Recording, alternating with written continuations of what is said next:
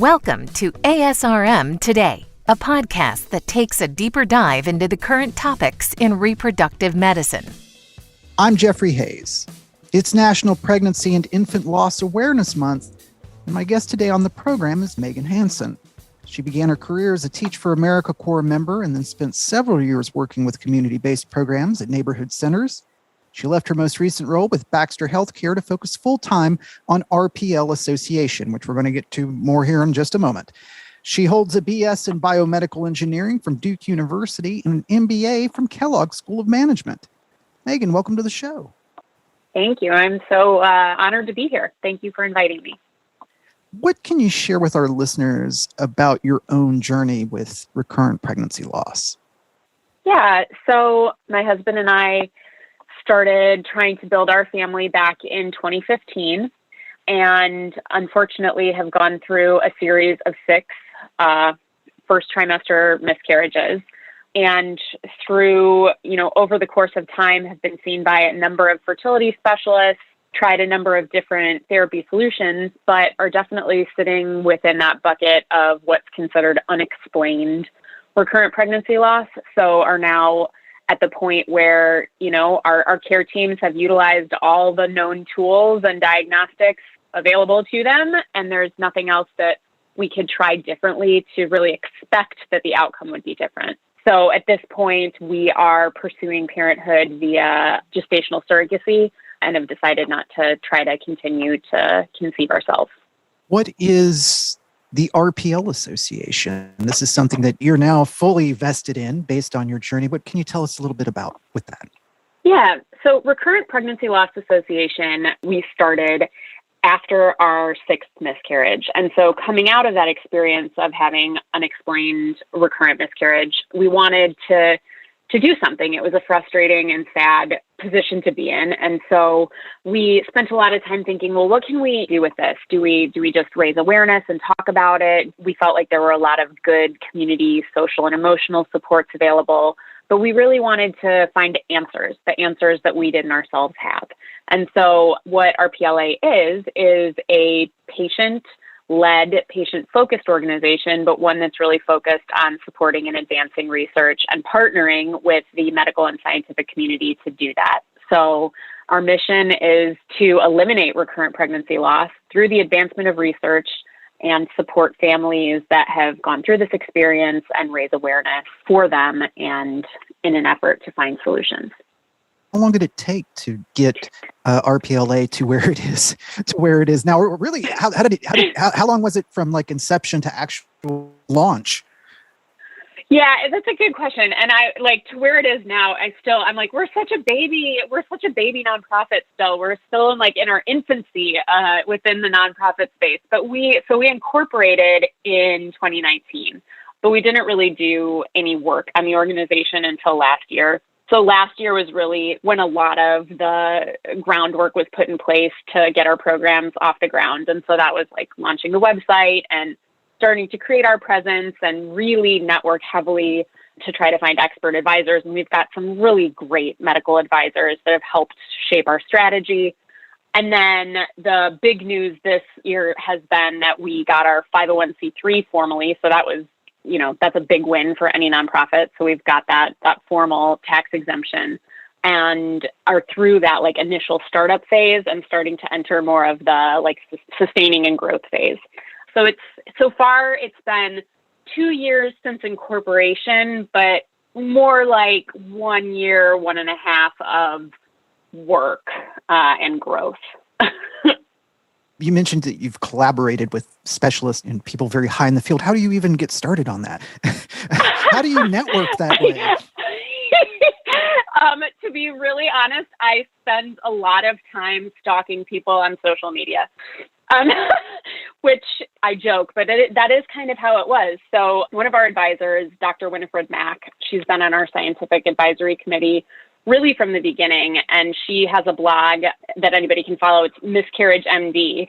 And so I reached out to her via Instagram, told her what we were trying to do. And she was very open with her time and her advice. And she was instrumental in also helping us form relationships with ASRM and putting us in touch with the right people, because she at that point, I think she still is the head of the early pregnancy loss subcommittee within ASRM.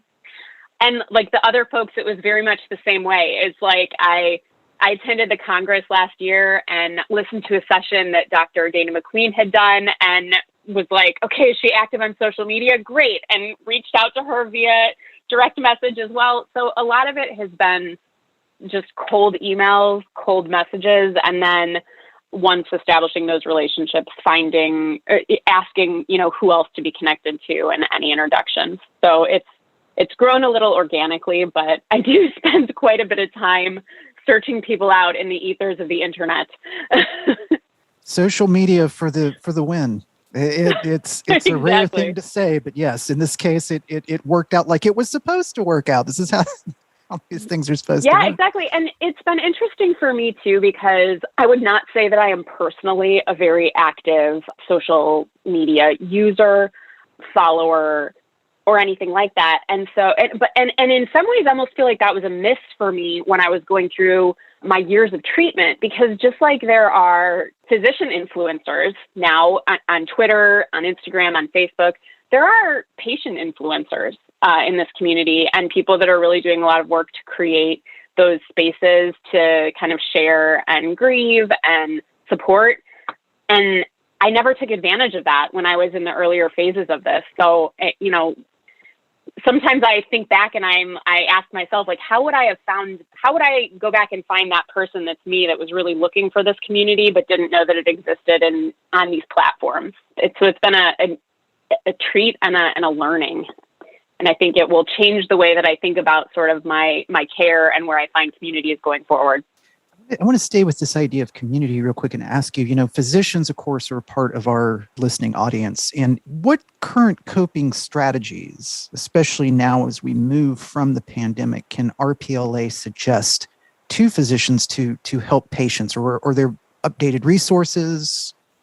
That's a good question. And I think that the pandemic has made us all feel miscarriage is already an extremely isolating experience. And then the pandemic on top of it, I think, added to further feelings of isolation.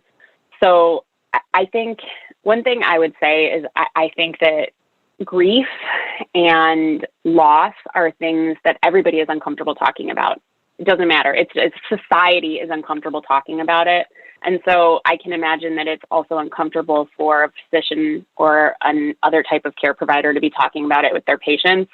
And my advice would be to lean into that discomfort and address it, because sometimes I think when you're in a dark place, when you're really grieving, you don't know where to turn to for help and for resources. Maybe you don't even think that you need it. And I would say doctors and nurses are in a position to continue to ask about it, to continue to assess, to probe, to see, how are you handling this? How are you dealing with it? And what can we do to help connect you to things that might be helpful? That's the biggest thing, is ask and offer resources. I would hope that everybody is doing that, but I'm not sure that they are. I'm speaking with Megan Hanson, a co-founder of the RPLA, and we are going to link out in our show notes to all of these websites and resources mentioned on the program today, plus a slew of others. So listeners, please access our show notes, and you can just click on the links and it will take you where you need to go. Megan, one last question for you today. I was combing through the website and looking at all these really interesting resources you guys have. Can you tell our listeners a little bit about what is the Misbehaving Uterus blog? Yeah, Misbehaving Uterus is my personal blog. So RPLA is an organization that I've created more for the community and to try and put together support programs and programs to help support science. Misbehaving Uterus, on the other hand, has been my way of healing myself, I guess, and telling my journey and putting it out there and working through a lot of the feelings that I had bottled up for a number of years. So Misbehaving Uterus is sometimes a little cheekier and more opinionated than the organizational personality, but it's my little illustrated cartoon of my uterus, which has not done everything that I wished she would have done. but also my effort to kind of work through and articulate a lot of the feelings, ups and downs that I experienced over the 6 years of this family building journey. I'm still writing. Not with the same level of frequency, but I am still posting there, and I think I will continue to. I just think it will be something that probably ebbs and flows based on what phase I'm in. And of course, there are a number of other blogs, if I'm not mistaken, that are also there. There are, out in like the space, there are a number of bloggers and people that I follow, and they either put their blog directly on Instagram, or they have a separate site where they blog and post to. Misbehaving Uterus is just mine. I would say on our Instagram for the organization, we do a lot more linking to other resources and like reposting things and following other people that are actively blogging about their experience. But yes, the Misbehaving Uterus is like at least my personal story. So people are welcome to read it and hopefully relate to it. But we all go through that, I think anybody goes through this experience a little differently. There are some nuances that connect all of our journeys, but or I guess some big themes that connect all our journeys. And then there are a lot of nuances that are very specific and personal to, your age, your stage of life, your cultural upbringing, your religious background, what have you. Megan Hanson, it has been an absolute pleasure speaking with you today. Thank you so much for taking time out to be with us on the program. Oh, thank you. I'm Jeffrey Hayes, and this is ASRM Today. This concludes this episode of ASRM Today. For show notes, author information, and discussions, go to asrmtoday.org. This material is copyrighted by the American Society for Reproductive Medicine and may not be reproduced or used without express consent from ASRM. ASRM Today series podcasts are supported in part by the ASRM Corporate Member Council. The information and opinions expressed in this podcast do not necessarily reflect those of ASRM and its affiliates. These are provided as a source of general information and are not a substitute for consultation with a physician.